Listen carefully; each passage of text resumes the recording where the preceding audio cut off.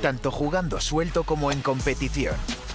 Tanto si se trata de un rápido 9 hoyos o de un gran 36. Tanto si juegas bajo presión o arrasando, siempre das lo mejor de ti.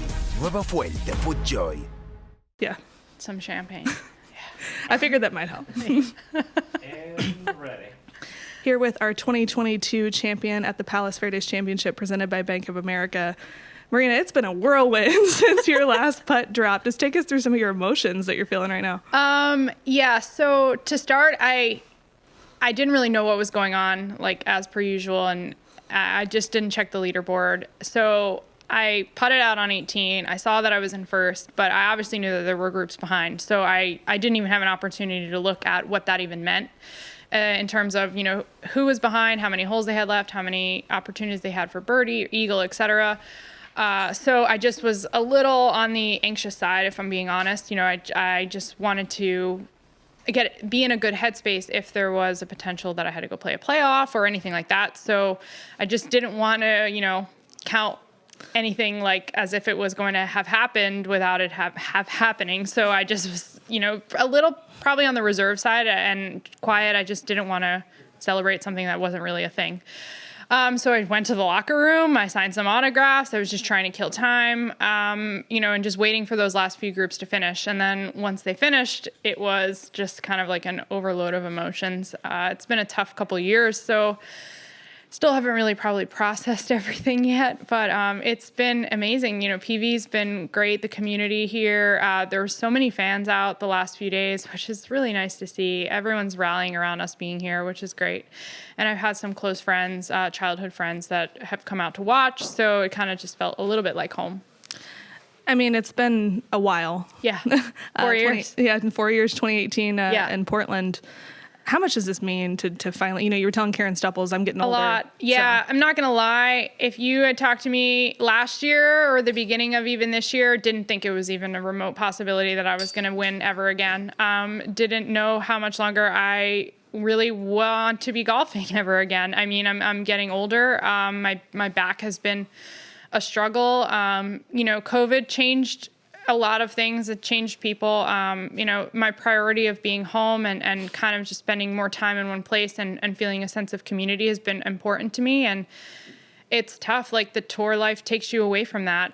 So I've had a lot of struggle, I think, internally with what I want, the direction I want to go, you know, what my next steps are in my life. And I think a lot of that's not that it's distracted my golf, but it's definitely made me a bit more realistic of like, you know, my future. And I went into this year and I was like, I don't know how many more years I'm going to play, if I'm being perfectly honest. And I just wanted to give it my absolute best this year and just, you know, put every single opportunity into playing and putting myself in contention and trying to win tournaments.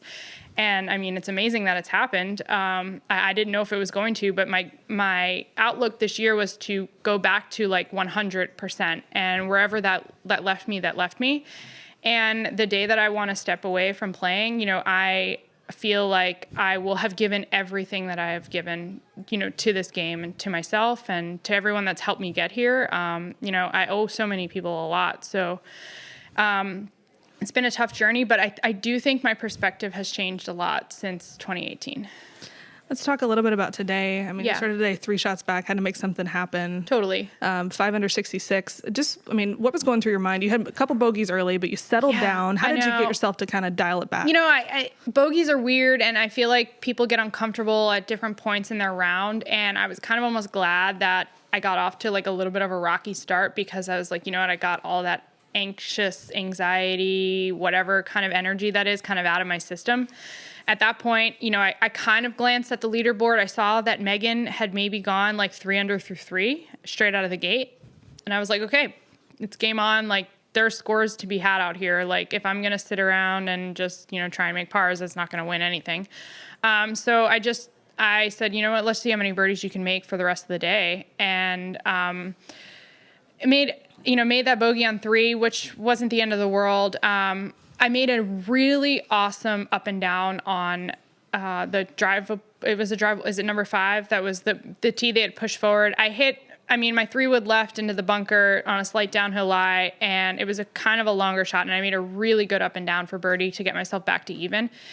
and another very good up and down on the next hole after we kind of got a little messed up with the wind direction and maybe slightly misclubbed, but saved par, hit it to a couple inches on 7 for birdie. And then that kind of really propelled me in the right direction. And sometimes you just need to battle through those feelings in order to get to the good place. And that's kind of where I went cruising through the back nine. I just felt really settled. I know it's never over till it's over. Correct. But at what point when you were dropping that hammer, did you go, okay, I'm going to make something happen here. I'm going to give myself a chance? Yeah. I mean, I knew that, once I got through number 12 and had made a birdie there, I knew that I definitely was in the mix.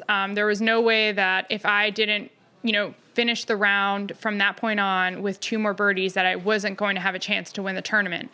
And I, really struggled to play. I think it was 14, the par 5 up the hill. I struggled to play that hole all week. I actually played it over par, which shouldn't have happened because I was, inside 70 yards every single day. I just didn't ever gauge the shot correctly and never had a very good look at birdie. And so I parred it again today, and I was like frustrated with myself, but I'm like, you know what? You can have a good opportunity for eagle on 16 and see what happens, because I felt like 15, 17, and 18 were just probably going to be difficult to make birdie. I mean, the greens are firm. It's hard to get it close. So I made that birdie. I made a really good hybrid shot, great 2-putt on 16. And I was like, okay, let's just give ourselves a chance on 18. Cause I didn't really feel like, for me, with the distance that pin was on 17, I didn't feel accessible at all. So I was like, let's make a good par, go to the next hole, give ourselves a shot for birdie on 18. And then whatever happens, happens. Last couple of years you said have been tough. Yeah. I know we all know you had battling back injury. Do you know what ended up causing that back injury? And I think it's just a lot of overuse over time. I think when I really think back about it, COVID probably caused that back injury, if I'm being honest. A lot of time away from golf, not swinging, a lot of time just didn't know what to do. I mean, I was working out like twice a day because I was bored in my house, going on runs. Like, I was doing all sorts of things that I would never in 1,000 years do in my normal routine. And I think it put me in a pretty vulnerable state, if I'm being honest. And after about 4 events into the restart in July, I was not in a good place at all. I'm also used to having, a physio, a therapist out there, and I'm getting pretty regular treatment, and none of that was happening when we were in lockdown, and so a lot of things went unchecked, and, just, I wouldn't call them bad habits. It's just everyone had to fill their time some way or another. And I just think none of that was productive for my golf, unfortunately. And it kind of just spiraled. And I was in a place that, I didn't want to admit. I tried to come back to play the end of the year in 2020 because the Open had been rescheduled. There was CME. I was still eligible for all those things, and I really wanted that. Knowing that I was going into a Solheim Cup year, I was like, I really want to try to get some sort of starts in 2020, and I set myself back again, trying to get ready, and then it derailed the whole restart until pretty much end of February, beginning of March, and even at that point, I didn't even feel that great. So. I've come a long way from there.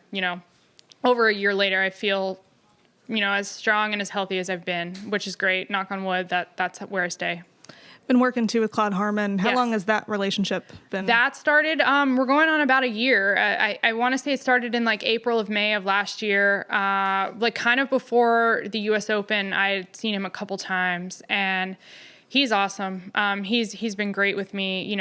I had an amazing coach in Ian Triggs, a guy from Australia, and COVID again just really disrupted our whole relationship. Ian hasn't been back to the States. Traveling there was not possible. You can only do so much with FaceTime, and then an injury, and then it's all of this stuff was kind of compounding, and I was like, I really need to figure out a way to, correct everything and get on a good game plan. And I met him. I was connected with him through Mel Reed, and it was great. He was really supportive and welcoming of me coming out, and he's been awesome for me. We made some big changes in the off season, and I'm really looking forward to seeing him this week coming up, and just kind of seeing where we're at and keep rolling. Awesome, Bob. You mentioned you're not a person that likes to look at leaderboards. I don't know. How long has that always been the case, or did something happen? No, I think like leading into Portland, if I go back to 2018, I had played some good events and I had probably been in contention a couple times, and I would glance and see the last few holes and I would mess up. I would press and make a bogey, or I would get out of my comfort zone, because when you're playing rounds 1 and 2, are you really looking that much at what's going on with the leaders? Not really. And it's like, why should Sunday be any different than Thursday or Friday? Some people respond super well to that. I definitely don't. I'm being honest.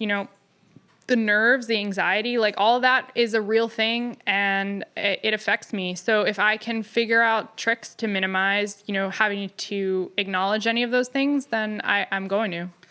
So when you made the birdie on 16, yeah, and you stepped to the tee on 17, do you have any inkling that no. you're right there? I figured I was. I mean, just off of instinct, I figured I was close. I was like, you know what? I don't know what's going on behind. And again, 16. The way it was set up today and yesterday, it's definitely a birdie hole, potentially an eagle hole if you really hit a good shot. So I had to imagine, even if I was ahead, there was a great chance that I would at least be tied. So I wanted to put, 2 good opportunities on the board on 17 and 18 to try and make a birdie between one of those two. Didn't really do it on 17, but I had an okay look on 18. And, I finished and I was like, if that's enough, that's enough. I looked up and I saw that I was solo first, but I didn't have an opportunity to see where the other girls were. And so, again, the waiting game kind of just happened.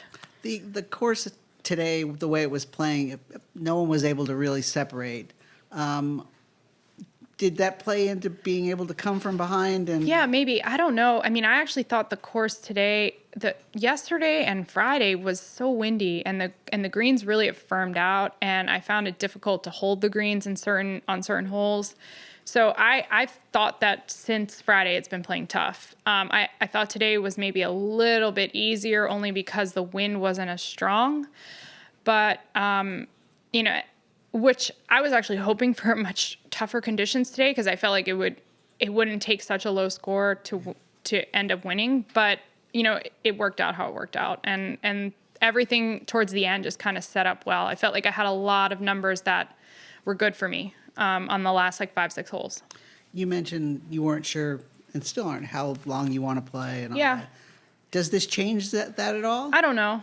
I don't know at all. I mean, this is amazing. It was a goal this year, if I'm being honest. It was a goal amongst my family and people that were close to me. I was like, I really want to win this year, no matter what I decide to do with continuing to play or the rest of my career. I would love to be in contention. I would love to win another tournament. That would make me feel extremely fulfilled.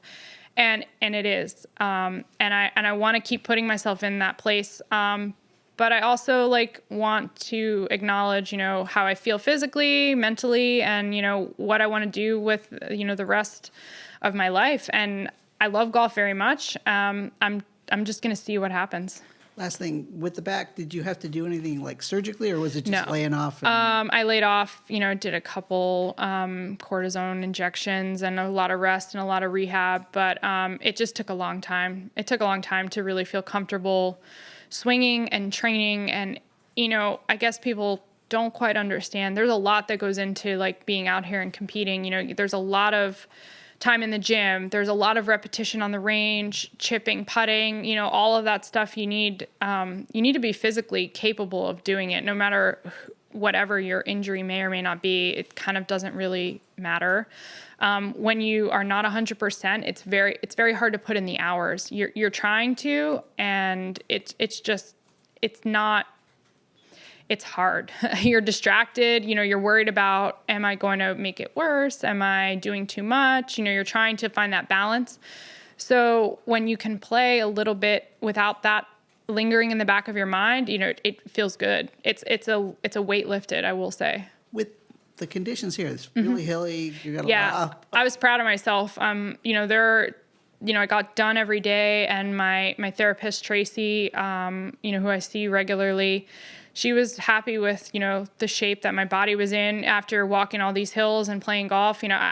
I was definitely nervous about going into this week. And there are some courses out here that are tough walks, and we know it's going to be grueling. So it's like if you don't have a setback, you're making a gain at that point. So this week is obviously a gain, but but physically it's a gain as well.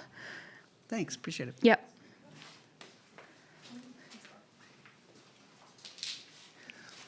Hi. Hi. Alan Bossiahi, Eagle Broadcasting. When you were presented the championship trophy, we, of course, zoomed in on your face. We saw some face contortion, and we were thinking any minute now, she's going to break down in tears. So the question is, are you just naturally calm, collected? Did you? No, I think I had a moment, if I'm being honest, when I went into the locker room, and I had a moment to myself, and I was just a bit overwhelmed. And I'm kind of glad that was just with me. When I won in Portland, I was extremely overwhelmed. It was the first time. And not that this isn't any different than Portland. It really is. I just didn't think I would be back here. I didn't. So this is kind of a bit shocking, but great. I had a minute to myself, and I'm sure when I call my parents and I talk to my friends, it's going to be extremely emotional. And that actually just segues to my last question. Yeah. New Jersey people are super special people. We are. Yeah. What kind of celebrations are you looking forward to when you swing by home? Next week is going to be crazy now that I'm going back there in a week and a half, and I'm going to really close to where I grew up. So I have a lot of childhood friends that I'm going to see. I'm going to, I'm staying with my godfather. So there's going to be some celebration definitely going on. And then I'm going back home to Palm Beach where I live now next week. And I have some golf friends that are going to be in town. So I'm sure there's going to be some celebrating there. I'll make sure of it. I'm going to enjoy it. Thank you. Thanks. Looks like we have a question from the Zoom. Keely, Sure. if you want to unmute your microphone. Sure, thank you. Hey, Marina, congratulations. Sorry to ask you about your injury again. That's okay. But I was just wondering, in the time that you took off from competition, how much of that time were you just not swinging a golf club at all? A long time. So if I get my timing right, the last event I played in 2020 was ANA, which was in September, I want to say. And I didn't start hitting golf balls until November, and I tried to get ready to play in December. At first I was thinking I was going to be able to play Dallas, US Open, and CME, and then that kind of kept getting pushed. And at that point I completely messed myself up again and had to reset. I had to get another injection and all of that. So, I ended up being, from that point, another 6 or 7 weeks until I swung a club again. So I restarted in Ocala, and I was cleared maybe February 1st of 2021 to swing again. So all in all, I maybe had practiced a week from September to February. And then I had to get ready to start playing, and I was clearly I was unprepared. Physically I was okay, but competitively I was really, really out of touch with everything. Got it. And when you're talking about, thinking about a life beyond golf or outside of golf, what kind of things are you thinking about or considering? That's a great question. And I've talked to a lot of people about it. I love golf. I'm going to stay in golf. There's no way I'm not going to be involved. I just want to grow our game. I want more recognition for women's golf. I would love to get involved in events in some way, shape, or form. I really would love to see some mixed team tournaments. I would love to see the guys playing with the girls. There's a lot of things I want to get involved in that I think ultimately beyond playing can impact this, this entire tour, everyone, and just get more faces on us. That's the most important thing. Absolutely. Thank you, Marina. Yeah, thanks. Just one more from me to Sure. wrap it up. Everybody's kind of talked about, you're heading up the road to New Jersey Cognizant Founders Cup. What is it going to be like for you to play? It's now going to be wild. Well, now to play, in your home state as an LPGA Tour winner again. Yeah, I know. It's really cool. Last year was great, but it was a little tough. It's home. And sometimes that's not the greatest thing because there's just a lot of expectation and a lot of responsibility. And, I'm just going to go out and have a blast. I'm going to have a ton of friends and family watching, so I'm just going to enjoy it. We're looking forward to it. Thanks. Thank you. Congratulations. Thank you. And El nuevo Pro SL no tiene clavos, pero tiene un agarre increíble. Con una plancha de carbono adicional para optimizar el retorno de energía y un nuevo y moderno diseño, el zapato original de máximo rendimiento sin clavos tiene algunas ventajas importantes.